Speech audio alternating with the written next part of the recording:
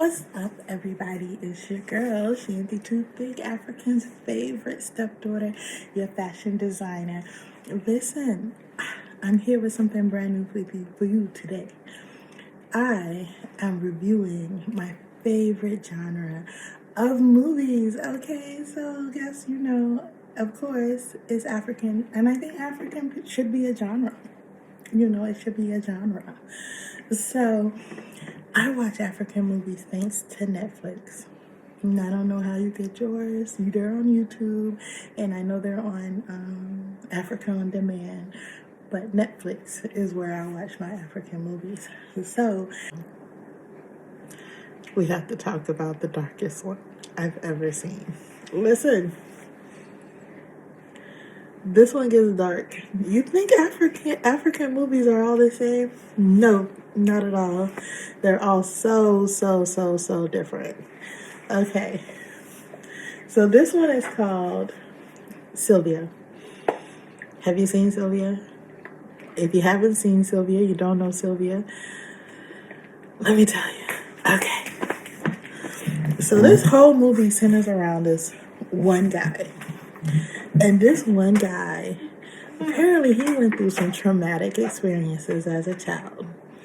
And because he went through whatever traumatic experiences, and I mean, they're serious, you gotta watch the movie to see, he had a friend, like a go-to, a friend, a confidant, someone who was there for him throughout his childhood. But it doesn't take you long to figure out that this confidant, it's only in one place. It's only in one place. Sylvia, he's grown now. Okay?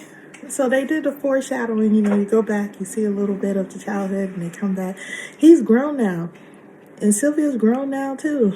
But she is not what you think she is, okay? Or who you think she is. She lives in his mind. She lives in his mind. And somehow she has controlled his life.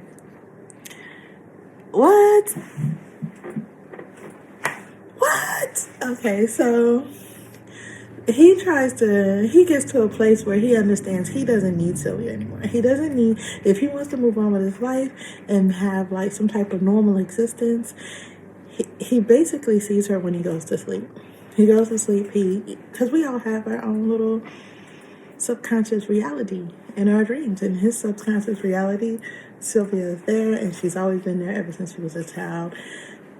And he decides that he needs to shut the door on Sylvia if he's going to have a normal life. But that did not work. You cannot close the door on Sylvia, apparently, because she had tricks. She had ways of getting back in. And she was a bit jealous of him moving on. Okay, so he moves on, and he's like trying to develop like a real life. And he had already had a successful career, but he needed to get like the wife and the child and all of that. And she starts to like pop up in places. You gotta see this movie. It's really crazy. But when she figures out how to get like back into his life, she shows up in the real world. Now they make it very clear she lives in his head, but somehow she shows up in the real world, and now she's dating his best friend. So now we are double dating. He moved on, he started to get a wife, and he has his own life, and now Sylvia is sitting at the table with him and their friend, and he doesn't know how to communicate. Like, I can't communicate it to you that this person that's at this table is not really, this is a spirit. Okay, so you have to like Sylvia because she gets the upper hand in the end. She gets the upper hand, and he never really regains control. All the way until the very end of the movie. She's still trying to get back in his life. Yo, I cannot tell you enough about this movie because I don't want to spoil it for you. But I think I told you enough to let you know that it's pretty dark.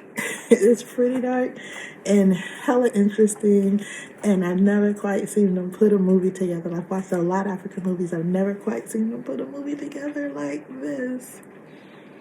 Spirits are in African movies. That's not the thing.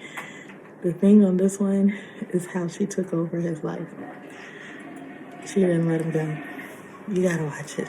Like an art form, and I am like Picasso on steroids.